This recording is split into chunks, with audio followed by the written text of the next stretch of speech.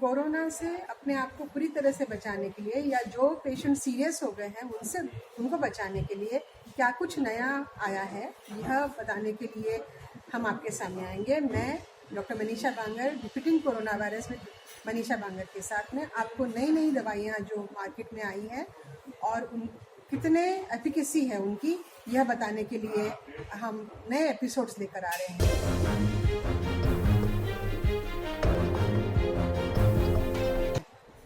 बहुत सारे लोग मुझे पूछते हैं कि क्या हम लोग वैक्सीन्स शिफ्ट कर सकते हैं, मतलब अगर आपने पहले कोविशील्ड लिया हो तो क्या कोवैक्सीन लिया जा सकता है, या कोवैक्सीन लिया हो तो अब जो नई स्पुतनिक वैक्सीन आई है क्या वह ले सकते हैं।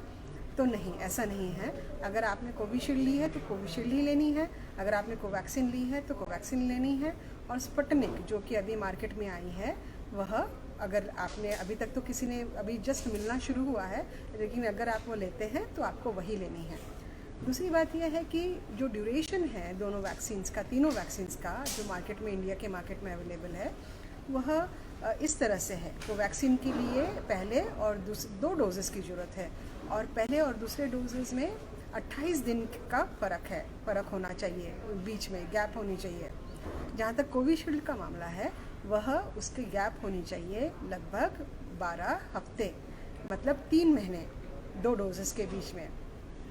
और स्पुतनिक जो है वह उसके बीच का जो डिफरेंस है, गैप जो है, वो 21 दिन से लेके 28 दिन तक होनी चाहिए। तो इस तरह से है। एक नई जो वैक्सीन अभी मार्केट में आने वाली है जिसको कि जॉनसन डेवलप कर रहा है, वह थोड़ी यूनिक वैक्सीन है। उसके लिए सिर्फ एक ही डोज की ज़रूरत है, लेकिन अभी फ़िलहाल वो इतने फ्रीली अवेलेबल नहीं है। जहाँ तक आपकी एफिकेसी की बात है, क्या ये जो ड्यूरेशन है इसके कोई मायने हैं, इसका क्या मतलब है, तो वह उसके मायने, उसके एफिकेसी मतलब वो कितनी इफ़ेक्टिव है कोरोना को प्रिवेंट करने के लिए, उसके लिए ज़रूरी होता है। तो कोविशील्ड जिसकी एफिकेसी 90% बताई जाती है, अगर वो दोनों इंजेक्शन या दोनों डोजेस के बीच का गैप अगर 12 हफ्ते हो, अगर कम है तो उसकी एफिकेसी कम है। ओवरऑल कोविशील्ड की जो वैक्सीन है उसकी एफिकेसी बताई जाती है 70% से लेकर 90%। 70% वैक्सीन जो अपना इन्फेक्शन प्रिवेंट करने के लिए 70%, आपको सीरियस इन्फेक्शन होने से वह लगभग आपको 85% हद तक प्रोटेक्ट करती है, और डेथ से वह 90% आपको प्रोटेक्ट करती है।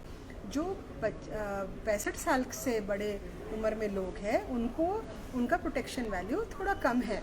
तो एहतियात जो है और सावधानी जो है वो हमको बरतती रहनी पड़ेगी, यह हमको ज़रूरी मानना पड़ेगा अगर आपने वैक्सीन भी लिया है, 2 वैक्सीन भी लिया है, क्योंकि एफिकेसी जैसे उम्र बढ़ती है, खासकर 65 साल से ऊपर अगर है तो एफिकेसी थोड़ी कम होती है।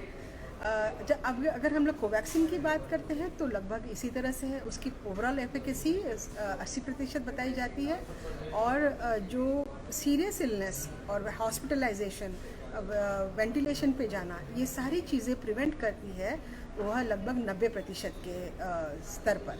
और जहाँ तक स्पुतनिक के रिजल्ट है वह भी रशिया की वैक्सीन है, और वह जहाँ टेस्ट की गई है तो सीरियस कॉम्प्लिकेशंस और मौत का दर जिन्होंने वैक्सीन लिया है उनमें 90% 95% तक उसको प्रिवेंट किया जा सकता है, उससे बचा जा सकता है।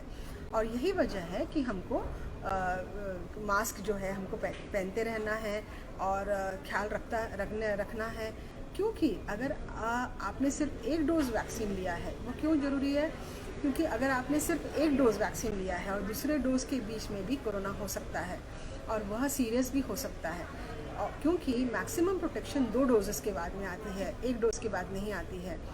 जो हम लोग सुनते हैं कि कई लोगों को वैक्सीन लगाने के बावजूद भी कोरोना हुआ और उनमें मौतें भी हुई, वह तब हुआ जब कोरोना का इन्फेक्शन कोविड वैक्सीन लगाते हुए सिर्फ 10 दिन हुए हो या 1 हफ्ता हुआ हो।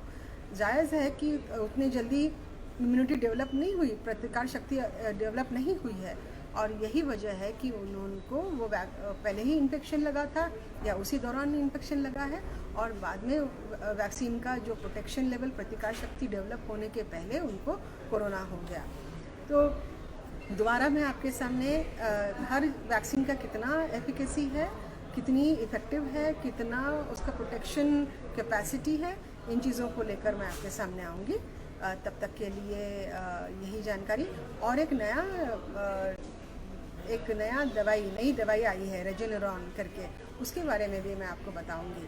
तो आप देखते रहिए defeating corona virus with doctor Manisha वांगर।